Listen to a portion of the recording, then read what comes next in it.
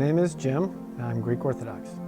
My name is Sir Leon Foster, but I go by Leon, and I'm Greek Orthodox. My name is Paul. I'm a former Episcopalian, and I am a Greek Orthodox Christian.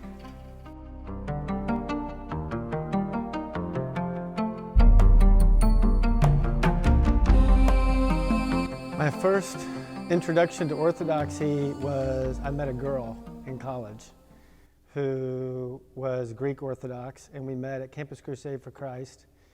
And I was interested in her, but I had no idea what her religion was. And so I went to the school library and checked out a book on Greek Orthodox faith and read the book and was very interested in it, and then felt very comfortable in dating her and getting to know her and also getting to know Greek Orthodox faith. Yeah, the Orthodox Church was kind of an accident in my case. I was always looking for like a deeper truth in my faith, and I knew that I had like deeper questions for it. I just did not expect to find it within a liturgical ancient tradition. In fact, it was completely off my radar. When I got to Nashville, I expected to go to a Presbyterian or Baptist church, and I met a girl who told me, I go to a strange church and I want someone to go with me. And I thought, that's one way to start off. And I said, well, do they believe in the Trinity? She said yes. And so I said, I can go. I can feel comfortable enough to go to a place where they believe in the Trinity. And so I stumbled through the Orthodox Church. I was born Episcopalian. My father was an Episcopalian priest. He was ordained in 1961. And as such, we grew up as Episcopalians. My two sisters, my mother, and my father, of course. 10 years or so into his ministry with the Episcopal Church, the church decided to start moving in directions that he was uncomfortable with, doctrinally, theologically, and so he and my mother decided that they wanted to start looking for another venue, as it were, to practice our faith. There was a small group of former Episcopalians already attending Holy Trinity Greek Orthodox Church here in Nashville, and at their urging and suggestion, my mother and father started attending services.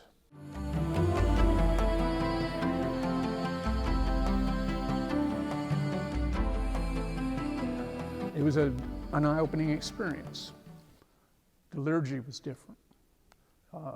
The language was different. They used a lot more Greek back then than they do now. The music was different. The sights and the vestments and the icons and all that was very different for us. What's funny is I came in and I saw a group of people who seemed to be Christian, quote unquote, but I saw these things that offended me. But I thought the reason that I'm offended is because I'm ignorant. So what I need to do is see why they're doing what they're doing. And then once I understand that, then I can know really what I'm disagreeing with.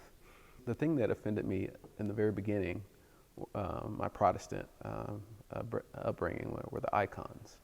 But that was the first thing that I made peace with in my study of Orthodoxy. It was like the affirmation of the material world, Jesus coming as flesh, in the flesh, in the material world. Once I stepped in and once I got over the icons, I kind of knew that I was going to come into the church. I was married first, and we were married for 5 years before I converted. Even though I appreciated the faith and enjoyed the church, it was a big commitment to change. It was a big transition. Being raised Southern Baptist, it was a big step. And so I had to really feel committed and feel like that I was ready to give everything I had to the Greek Orthodox Church.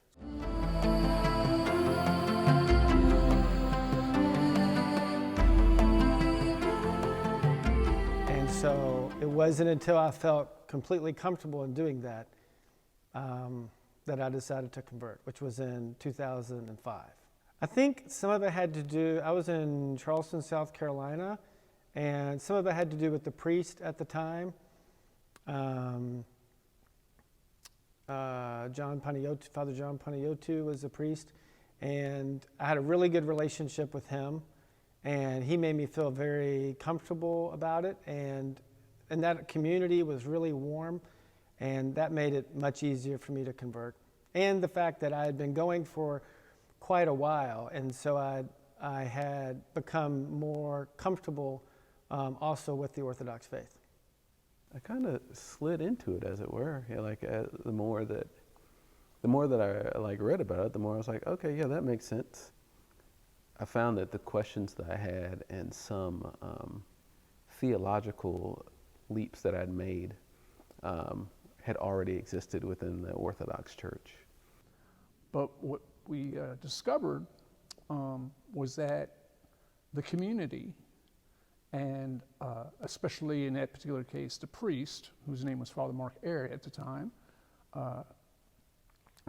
they were very welcoming. Father Mark was probably as influential as anybody in my family's decision to join the Greek Orthodox Church, because he was able to explain the theological, liturgical differences to us in a way that we could understand it. And he was also able to discuss with my father the even deeper differences between the Western Church and the Orthodox Church. And that made the transition go a whole lot more smoothly. The discussions, I understand, between Father Mark and my father were spirited, to say the least. So anyway, after a lot of discussions, meetings, and prayer on our part, we decided as a family to become Orthodox Christians, and were chrismated on the second Sunday of Lent in 1986, I believe. So we were still at 6th Avenue.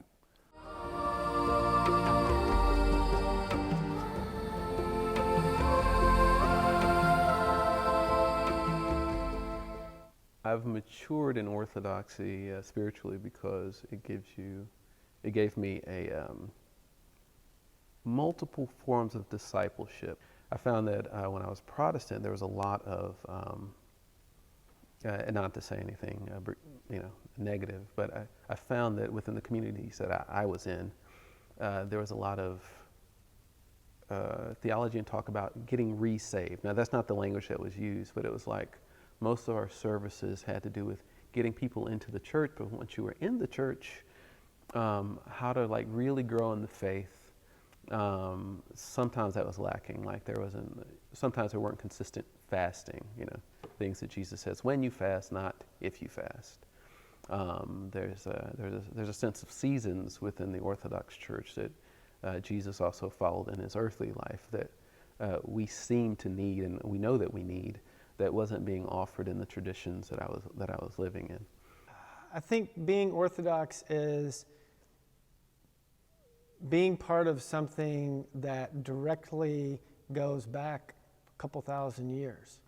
So with the liturgy, parts of the liturgy that are ancient, and the apostolic succession of the priests that goes back to the apostles.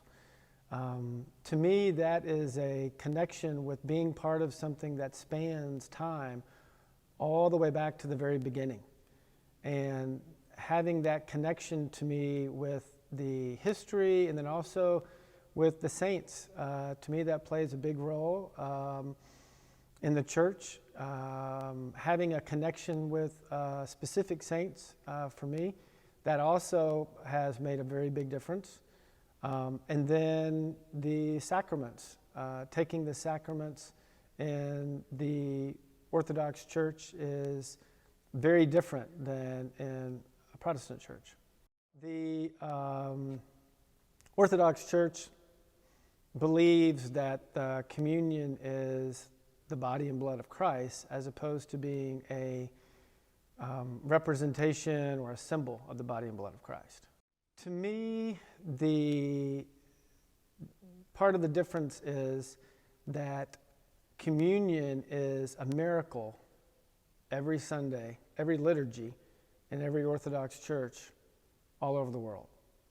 And that part of, to me, to be Orthodox means that you believe that a miracle happens every single liturgy, that the bread and the wine at a specific point in the service cease to be bread and wine, and they become this mystery of the church known as, quote, the body and blood of Christ. And to me, that is it's faith, but that belief is, for me, a key component of being Orthodox. I was blessed with an Orthodox wife and a Greek wife, and I wasn't expecting to find a Greek wife. That's not necessarily what I was looking for. I was looking for an Orthodox wife, if you know what I mean. It's someone who took the faith seriously, and I was blessed with that. And that blessing brought Michaela. She looks like a cross between me and my mother-in-law. And so my wife talks about that a lot. Probably the one thing that we, as a family, contributed to the community was our participation in the choir. My father was the choir director for a while. He and my mother and I and my sister have been members of the choir since, well, almost day one. So that's an important gift that we've been given, the gift of music, and we feel obligated to share it. We feel participation in the choir is a way that we can be included in a liturgy as a full participant. Well, my parents are since gone, but the family is still involved in the church. And for me personally, it's meant that I've grown in a way that I would not have grown if I had not become Orthodox. I'm more aware of troubles and hardships on a global level. You know, in the 35 years that I've been here, I've learned so much about situations in other countries, the persecutions that Christians face in other countries, and it's made me more aware, and I think more sensitive as a person. I am exceedingly grateful for this church because it has given me not only a sense of community, but what I can consider now lifelong friends, people that I care about a great deal. And most importantly, they have welcomed me and my family and have given us a home when we had none, a spiritual home when we had none.